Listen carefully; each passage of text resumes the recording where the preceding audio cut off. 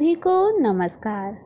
सीखो शॉर्टहैंड की नई सीरीज 3 कदम में अब हम पार्ट 4 में जो डिक्टेशन पहले लिख चुके हैं, अब हम उसी को 80 शब्द प्रति मिनट की गति से लिखेंगे।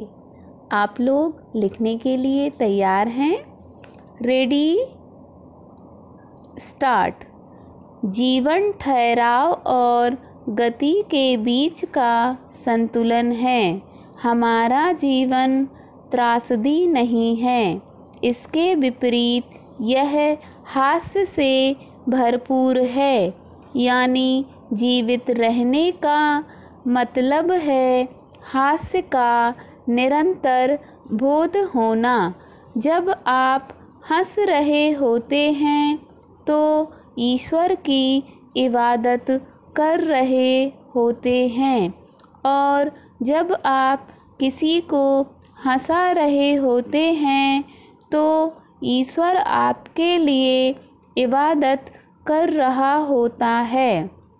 अगर आप जीवन को सार्थकता के साथ जीना चाहते हैं तो कोई चुनाव ना कीजिए। जीवन को उसी तरह अपनाइए जैसा कि वह है।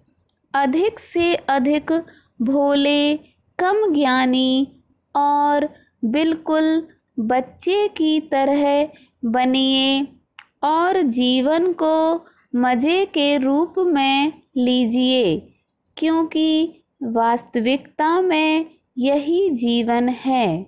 जिंदगी अपने आप में बहुत सुंदर है, इसलिए जीवन के महत्व के बारे में पूछना ही सबसे बड़ी मूर्खता है।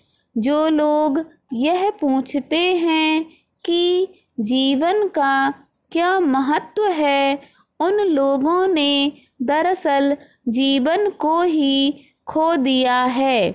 ऐसे लोग सिर्फ अपनी सांस लेने की वजह से जिंदा हैं, वास्तव में तो बेकब के मर चुके हैं। वह इंसान जो अकेले रहकर भी खुश है, असल में वही इंसान कहलाने के योग्य है।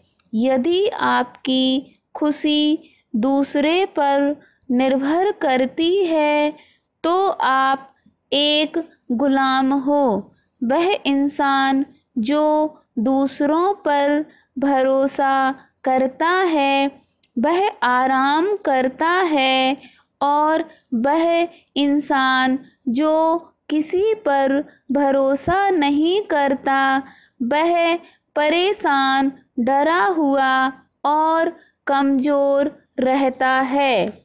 पैरा, यह संसार सुंदर है क्योंकि इसे ईश्वर ने बनाया है। जो इस संसार को गंदा कहता है वह दरअसल ईश्वर का ही तिरस्कार कर रहा है।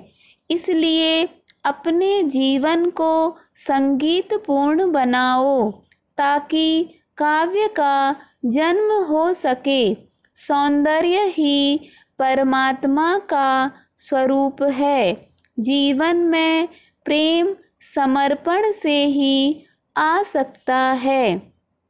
जो लोग जीवन में कोई महान लक्ष्य या उद्देश्य नहीं चुनते और कुछ भी बनने के लिए तैयार नहीं हैं, वास्तव में प्रेम वही कर सकते हैं। यदि आप प्यार से रहते हो, प्यार के साथ रहते हो, तो आप एक महान जिंदगी जी रहे हो, क्योंकि प्यार ही जीवन को महान बनाता है। किसी से किसी भी तरह की प्रतिस्पर्धा की आवश्यकता नहीं है। आप स्वयं में जैसे हैं एकदम सही हैं।